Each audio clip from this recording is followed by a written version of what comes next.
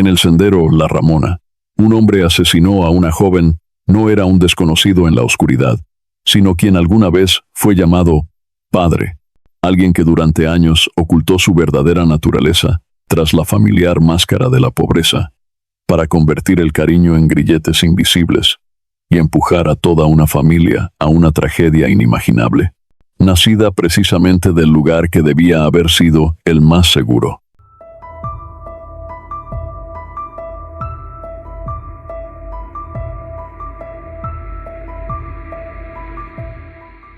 David Lazo Zavala residía en la frontera entre Villa del Rosario, Colombia, y San Antonio del Táchira, Venezuela. Su nivel educativo era bajo. No tenía un oficio definido y vivía de trabajos ocasionales que apenas le alcanzaban para cubrir sus necesidades básicas. Lo que sí sabían quienes lo conocieron es que tenía un carácter difícil y que sus reacciones eran a menudo violentas.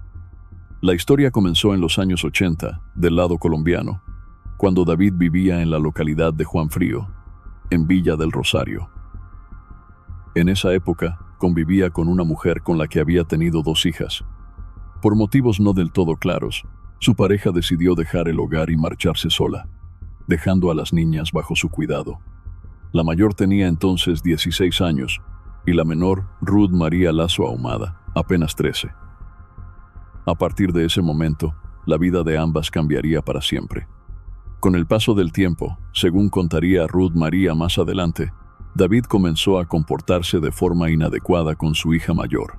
No hay registros precisos de cuánto duró esa situación, pero se estima que fueron cerca de 2 años. La joven, al cumplir la mayoría de edad, quiso dejar el hogar. Aparentemente, pensaba que con su nuevo estatus legal podría empezar de nuevo, lejos de su padre. Pero poco después de tomar esa decisión, su cuerpo fue hallado en una trocha fronteriza, con heridas provocadas por arma blanca. No se sabe si hubo una investigación formal ni qué ocurrió en realidad. David nunca fue considerado sospechoso y continuó con su vida sin que nadie le pidiera explicaciones. A ojos del mundo, todo quedó en silencio. Pero para Ruth María, lo que pasó después fue aún más difícil de soportar. El único cambio sustancial en la vida de David fue que Ruth, su hija menor, pasó a ser el centro de su atención, aunque no de la manera que hubiera sido natural o sana entre padre e hija. Poco a poco, su vínculo se fue deformando hacia una dinámica marcada por el control y el sometimiento. Ruth, aún adolescente, fue forzada a vivir bajo normas impuestas por un padre posesivo, celoso y autoritario, quien no parecía tener reparos en rebasar límites morales. La situación se alargó con el tiempo, hasta volverse su normalidad cotidiana.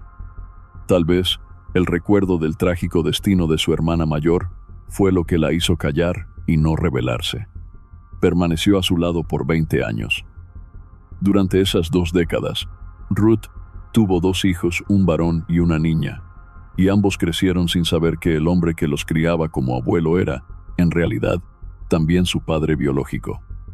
La sola idea de que algún día lo descubrieran atormentaba a Ruth y le provocaba una vergüenza indescriptible. Vivía con miedo a ser señalada, juzgada, o a perder a sus pequeños si la verdad salía a la luz. David, por su parte, no permitía que ella estudiara, trabajara ni se preparara en ningún oficio, con el pretexto de protegerla, pero en realidad la mantenía bajo un control absoluto. Se mudaron de Colombia a Venezuela buscando una vida mejor, pero la pobreza siguió con ellos. Instalados en el estado Táchira, vivían con lo justo gracias a los ingresos precarios de David como motorizado. Ruth, pese a su edad adulta, seguía emocionalmente atrapada en una adolescencia detenida, donde el miedo dictaba sus decisiones. Quería hablar, pero dudaba. ¿Quién le creería? ¿La protegerían? ¿Dónde viviría si denunciaba y lo encarcelaban? Temía que sus hijos fueran estigmatizados o que las autoridades no pudieran ofrecerle un refugio. Y si debía volver a casa, David, sintiéndose traicionado, podría reaccionar con furia. Pero en medio de tantas dudas, un pequeño paso estaba a punto de cambiarlo todo. Finalmente, Ruth permanecía atrapada en el laberinto del silencio, repitiéndose a diario la misma duda. ¿Era mejor seguir callando? En muchas familias de los pueblos fronterizos entre Táchira y Villa del Rosario, como la suya, la obediencia ciega a la figura paterna era una norma inquebrantable. Según datos de UNICEF, cuando una menor es niña, la sociedad espera de ella una doble sumisión, por su edad y por su género. En ese contexto cultural, Ruth ni siquiera tenía libertad para salir de casa. David la llevaba y la traía a todas partes. Su vida se reducía a cuidarlo a él y a sus hijos, a quienes también debía proteger del mismo hombre que la esclavizaba. Cualquier intento de independencia era aplastado con violencia. David no se contenía al momento de castigar físicamente a su hija. Por miedo, Ruth evitaba desatar su ira y, en consecuencia, se volvía cada vez más obediente. El miedo la dominaba, pero también la necesidad de disimular su infierno para que sus hijos no percibieran lo que realmente sucedía dentro del hogar. Fingía tener una familia funcional, cuando en realidad vivía sometida a los deseos de su propio padre. Sin embargo, todo cambió en el año 2020, cuando comenzó a notar algo perturbador. David parecía manifestar un interés anormal por la hija menor de ambos, quien apenas tenía 6 años. Aquello encendió las alarmas en Ruth. El simple pensamiento de que su hija pudiera vivir lo mismo que ella fue la gota que colmó el vaso. El amor de madre venció al miedo, y aunque las circunstancias no eran favorables, mucho menos durante la pandemia de COVID-19, Ruth ideó un plan. Aprovechó una actividad política vinculada a la corriente ideológica de su padre como excusa para pedirle permiso y salir sola de casa por primera vez en mucho tiempo. Era una oportunidad de oro, y no la desaprovechó. Fue directamente a la sede del Sistema de Protección del Niño, Niña y Adolescente en el estado Táchira, en Venezuela. Allí relató con detalle todos los años de abuso a los que había sido sometida. Confesó que todo comenzó tras la desaparición de su madre, cuando David abusó primero de su hermana mayor. Contó cómo, al intentar independizarse, aquella fue hallada sin vida en una trocha entre Colombia y Venezuela. Aunque Ruth sospechaba firmemente que su padre había estado involucrado en la muerte de su hermana mayor, dejó claro ante los funcionarios que su visita al sistema de protección no buscaba venganza, sino prevención. Su prioridad era evitar que su hija pasara por el mismo infierno que ella había soportado durante 2 décadas. Tras escuchar su testimonio, las autoridades iniciaron una verificación exhaustiva de la información. Constatada la gravedad del caso, emitieron una medida de alejamiento inmediata. David no podría acercarse a Ruth ni a sus hijos de 17 y 6 años. Gracias a esta protección legal, madre e hijos abandonaron el infame hogar que compartían con David y se instalaron en la modesta vivienda de una tía materna ubicada en Llano Jorge, un poblado fronterizo del lado venezolano.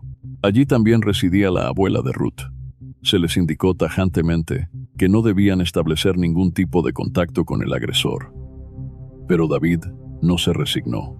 Profundamente irritado por haber perdido el control, comenzó a presentarse repetidamente en la nueva vivienda, exigiendo que todos regresaran con él a su hogar, como él aún lo llamaba. Ruth, para entonces con 35 años, y con una decisión férrea, no tenía intención alguna de volver. En una de esas visitas forzadas, David apareció fuera de sí, gritando que se llevaría a su mujer y a sus hijos a casa. La situación se tornó tan tensa que fue necesaria la intervención de un agente de la Guardia Nacional. Lograron dispersarlo, pero el escándalo fue tal que los vecinos del sector Unión Socialista en el municipio Bolívar del estado Táchira comenzaron a murmurar. La historia, hasta entonces oculta, comenzó a correr de boca en boca. La pareja de Ruth era también su padre, el mismo hombre que había engendrado a sus hijos. Lo que hasta entonces parecía solo una tragedia doméstica se convirtió en una revelación espeluznante de incesto, violencia prolongada y crimen encubierto. Y la comunidad ya no podía seguir ignorando la verdad. porque la línea entre secreto familiar y delito público acababa de romperse. Ante la gravedad de los hechos, tanto los consejeros del Sistema de Protección del Niño, Niña y Adolescente, como los representantes de la Defensoría del Pueblo, presionaron a Ruth para que interpusiera una denuncia formal ante el Ministerio de la Mujer y el Cuerpo de Investigaciones Científicas, Penales y Criminalísticas, CICPC, el principal ente investigador de Venezuela. Pero la mujer se negaba a hacerlo. Los funcionarios comprendían el profundo temor que la consumía. Enfrentarse a su padre significaba más que revivir el horror. Era traicionar al hombre que, a pesar de todo, seguía siendo una figura contradictoria en su vida. Incluso la convocaron frente a la sede de la policía científica, con la esperanza de que, sintiéndose acompañada, se animara a denunciar. Sin embargo, Ruth mantuvo su negativa. Para los funcionarios, era evidente que ella haría cualquier cosa para proteger a su hija, pero no era capaz de ver a David tras las rejas. A partir de ese momento, dejó de asistir a las reuniones con los consejeros. Aunque tenía el respaldo legal, carecía de los medios necesarios para mantener a sus hijos. Con apoyo de organizaciones sociales, realizó un curso de modistería y empezó a trabajar por cuenta propia, pero sus ingresos apenas alcanzaban para lo esencial. Mientras tanto, David, consciente de la precariedad económica en la que vivía su hija, usó esa información como arma.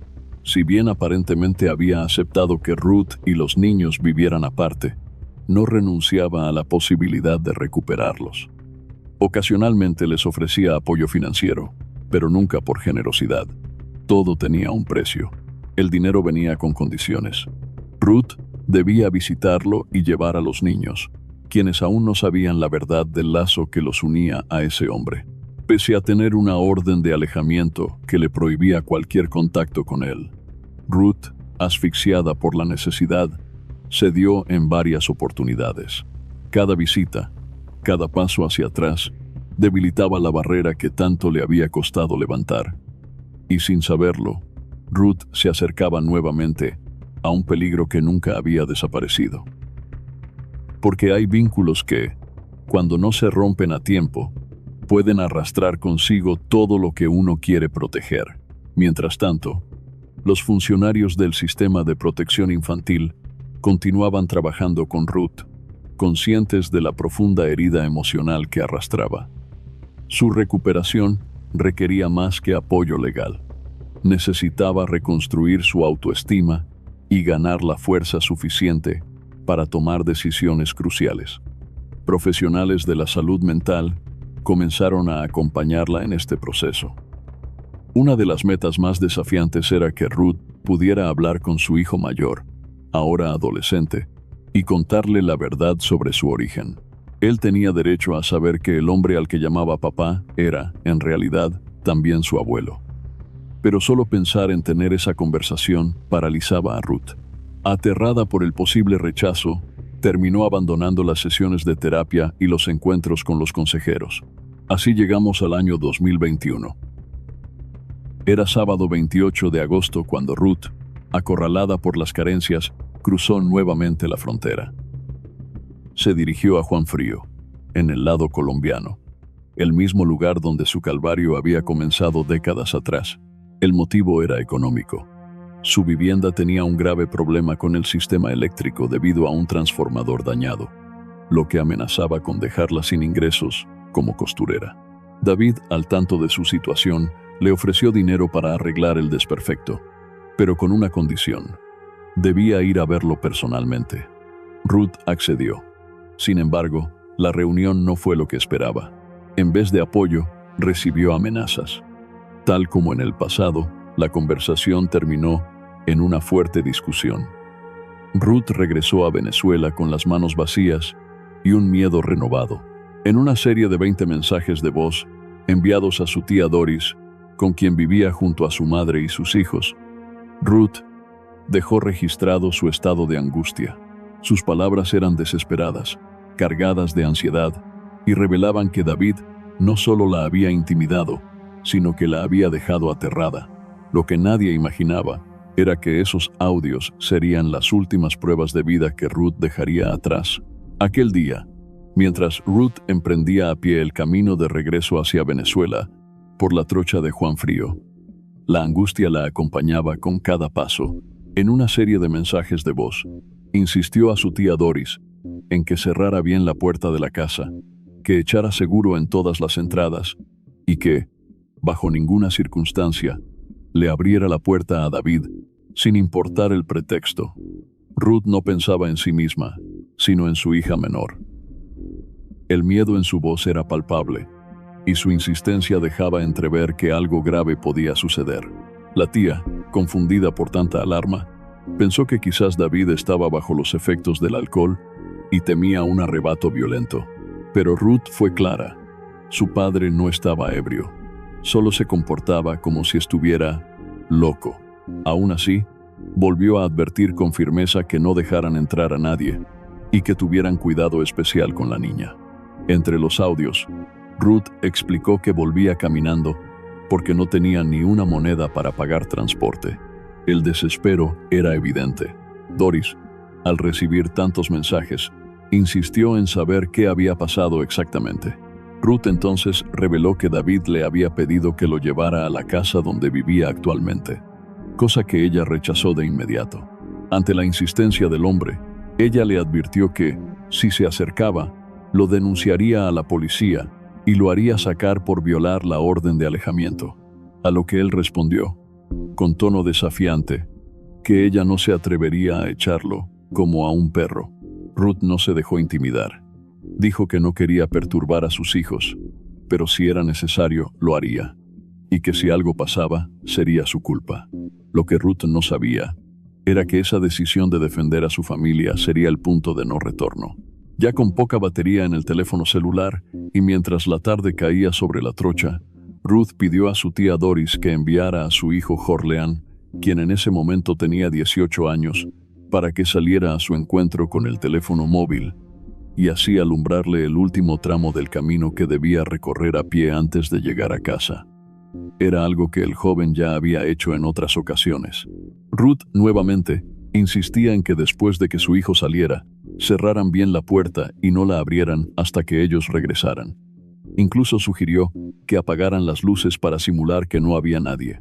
En los mensajes, Ruth le confirmó a su tía que cuando llegó a la casa de su padre, él no tenía el dinero prometido. En realidad, quería convencerla de regresar con él junto a los niños. Ruth estaba frustrada y le expresó a su tía que su padre nunca aprendía, que ya no podía más con esa situación. En un momento de la conversación, su tía le respondió que Jorleán y un primo de 13 años, Dayan, ya habían salido con el teléfono para ir a buscarla. Ruth, aún angustiada, volvió a pedir que se encerraran bien en casa con su hija. En sus últimas comunicaciones escritas, dijo que ya estaba entrando a Juan Frío y se acercaba a la trocha llamada La Ramona, un paso entre la zona boscosa, que era muy usado por los habitantes para cruzar la frontera, y también frecuentado por contrabandistas de gasolina. En los últimos mensajes, Ruth se mostró sorprendida porque su hijo aún no la había alcanzado y advirtió que su celular estaba por apagarse, por lo que tal vez no podría comunicarse más. Y efectivamente, esa fue la última vez que su familia tuvo noticias de ella. Cuando Jorleán y Dayan se acercaban al cruce para alumbrarle el camino, escucharon de pronto los gritos desesperados de Ruth pidiendo auxilio y luego un grito de dolor que congeló la sangre. Aterrador. De inmediato, los jóvenes corrieron hacia la dirección de los gritos y a pocos metros vieron a Ruth tendida en el suelo, mientras David, encima de ella, parecía golpearla salvajemente. En sus manos tenía un objeto cortante y lo usó para atacar a la joven que decía amar. Dayan, el muchacho de apenas 13 años, tomó unas piedras del suelo y se las lanzó a David. No logró alcanzarlo, pero al menos eso detuvo momentáneamente el ataque. Enfurecido, el agresor gritó que eso era lo que su mujer se había ganado por andar con otro hombre. Acto seguido, huyó corriendo hacia el bosque y se perdió entre la oscuridad. Erretú, con múltiples heridas graves, yacía agonizante en el suelo, mientras decenas de personas comenzaban a acercarse, atraídas por sus gritos desesperados. Rápidamente llamaron a la policía, que se presentó en cuestión de minutos. Los agentes, al revisar la escena, confirmaron lo peor. La mujer de 35 años había fallecido. Se solicitó la presencia de la Brigada de Homicidios y del equipo forense, quienes procedieron al levantamiento del cuerpo y lo trasladaron al Instituto de Medicina Legal de Cúcuta, en el departamento norte de Santander. En esta ocasión, no había mayor misterio. 2 testigos habían presenciado el crimen y sabían perfectamente quién era el autor. Solo faltaba ubicarlo y capturarlo. Sin embargo, la búsqueda no se prolongó demasiado.